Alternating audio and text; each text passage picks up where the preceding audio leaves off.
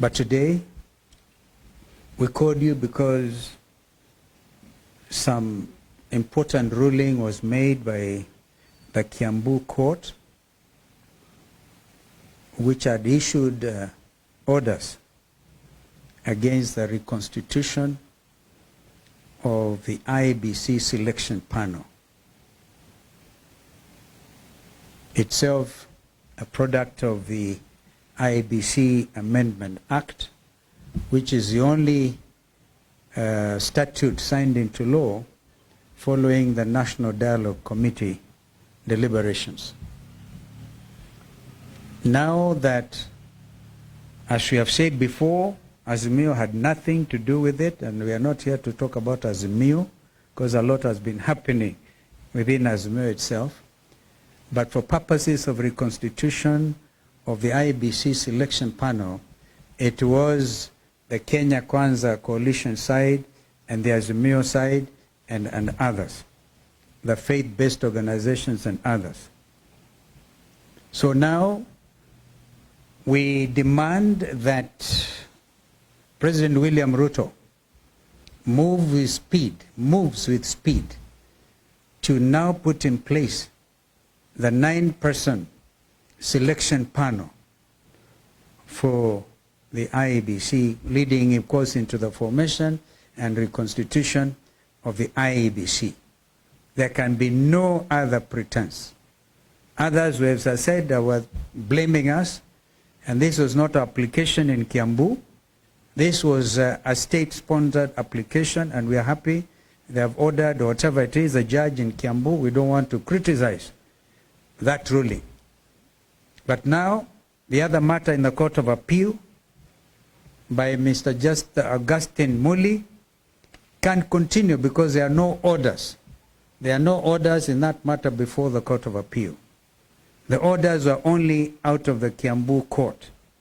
Therefore, this is a second opportunity, and I spoke about this last time when my good friend Weta, he still remains my very good friend, by the way, in spite of the talks I've had out there in the West. So this is a time for him to forward the names. As chairperson of the Parliamentary Service Commission, I think it is the Senate, or is it the Senate clerk who is supposed to forward these names forthwith to the President, and the President should immediately put in place the IEBC selection panel. On Monday, we hope to come up with a very clear statement on what's going on in the meantime within the IEBC Secretariat itself. There are terrible things going on there, like procurement, and they're testing the ground. We gather there's somebody, a former commissioner, sitting as an advisor in State House, who is giving instructions to the IEBC Secretariat. The country is watching, and they are testing waters. If we allow them to go on with the procurement, the next thing they want to do is even procure election materials for 2027, print them in excess of the numbers that will be there, in order to further compromise the integrity of the election process. We also know that they have actually removed the server from IEBC to some other destination. Well, that is not our business now, because our main principles do not seem interested.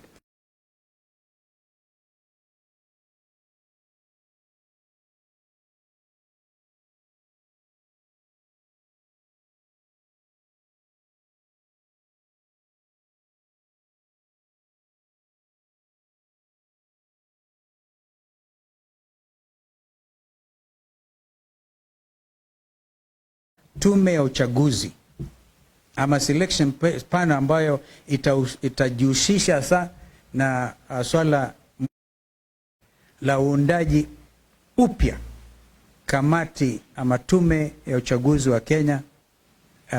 Kazi hiyo ina umuhimu kabisa, na sasa hakuna takshishi, hakuna pingamizi, unless of course KK wanarudia tena na kuanzisha mambo mengine ambayo hatuwezi tukaelewa. But we have been vindicated We have nothing to do with the delay. We have had nothing to do with this delay. And now we are urging, we are demanding. Remember, we said by March, if there's no movement towards the putting in place a new IEBC, we would get to the streets. There are those who think the Gen Zs have not been demonstrating. But you all know they are in the space. There are now demonstrations online. And Kenya can never be the same again. So that would be those are my remarks. My colleagues here will make further comments.